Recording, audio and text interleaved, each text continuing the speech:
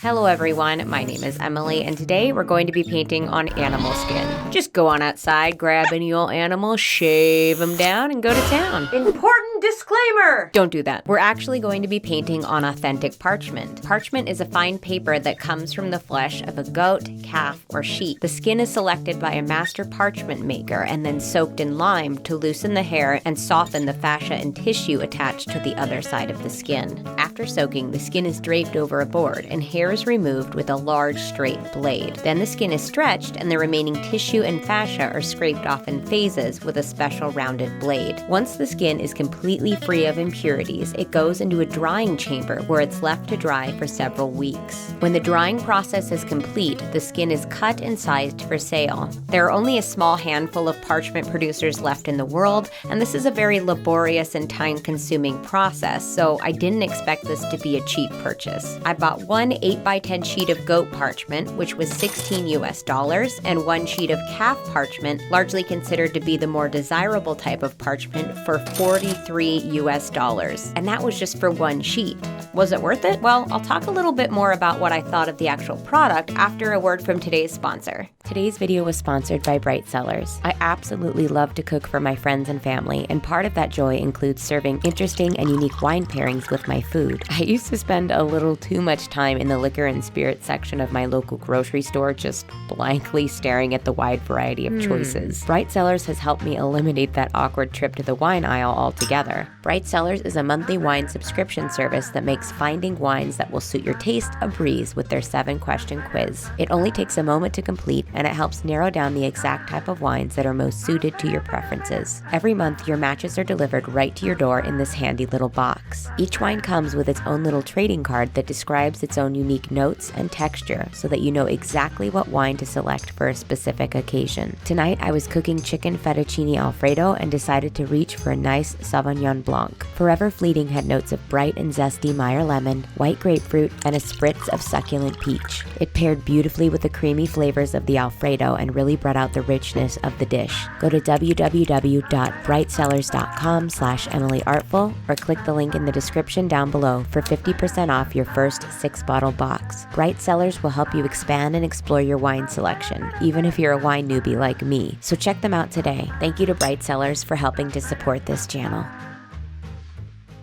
Okay, on to what I thought of the product itself. I was really curious if my parchment was going to have an odor or not. I watched a lot of documentaries on the process of parchment making before I ordered my parchment, and in pretty much every documentary, the parchment maker was like, "Hold up guys, it's gonna smell like ass in here, just a heads up." But there was no odor, even when I got really close and took like a deep whiff of the paper, like there was nothing, not even a faint smell. The more I got to thinking about it, the more it made perfect sense that it didn't smell, because the drier the skin, the less active bacteria is going to be on the surface, opposed to the raw skins that are going to be teeming with that stinky bacteria, and I would assume that the drying room and the raw skin room are probably not adjacent, therefore reducing the amount of stench that is wafting towards the finished product. Something else that was really interesting was the stark difference between the calf parchment and the goat parchment. Obviously, these parchments come from two completely different animals, so of course they're going to look different. It was just really fascinating seeing it up close. The goat parchment was deeper and richer in color and had these really interesting striations throughout the page. The calf parchment was much lighter in color and didn't have as many unique or remarkable features. The most noticeable thing about this parchment was this off-centered beige blotch, which I immediately envisioned being a marking on a live calf. On both parchments, if you got up close enough, you could see the individual pores on the skin. And although the calf parchment was the more plain of the two,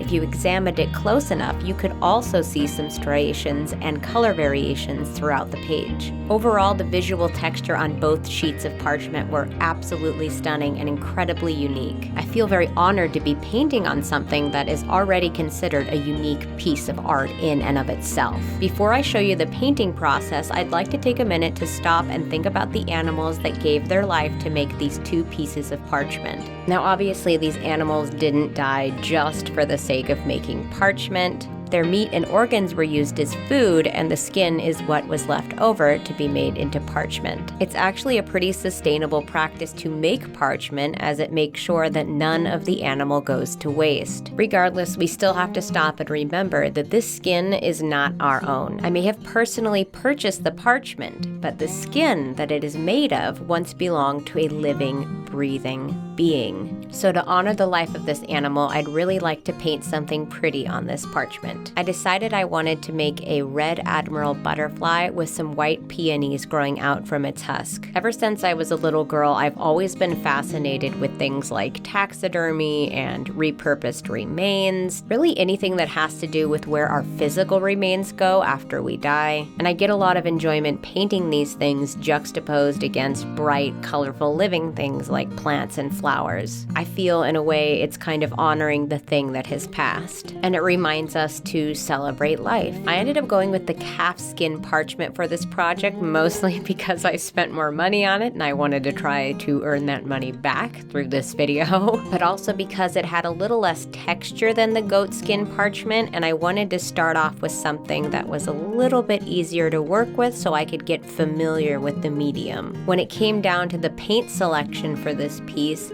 I had to keep in mind that parchment paper is not terribly absorbent, so watercolor was going to be off the table for this piece. I ended up going with acrylic gouache because although it's still a water-based medium, it still sits firmly on top of the page and doesn't require a high level of absorbency for whatever paper it's painted on. Because parchment reacts so harshly to any type of moisture or humidity in the air, I had to remember to press my parchment several hours before each painting session. If I didn't do that, the page would start to become disfigured and warped. I found that painting on parchment was incredibly similar to painting on vellum. It had that same smooth yet somehow almost dusty finish. Because of that and the general texture of the acrylic gouache, when the paint dried, it was as matte could be. It really reminded me how much I used to love painting on vellum, and that I need to get back to that. I don't know why I ever stopped, because it's such a pleasurable experience and creates such a unique and interesting end product. And the very same was true of painting on parchment.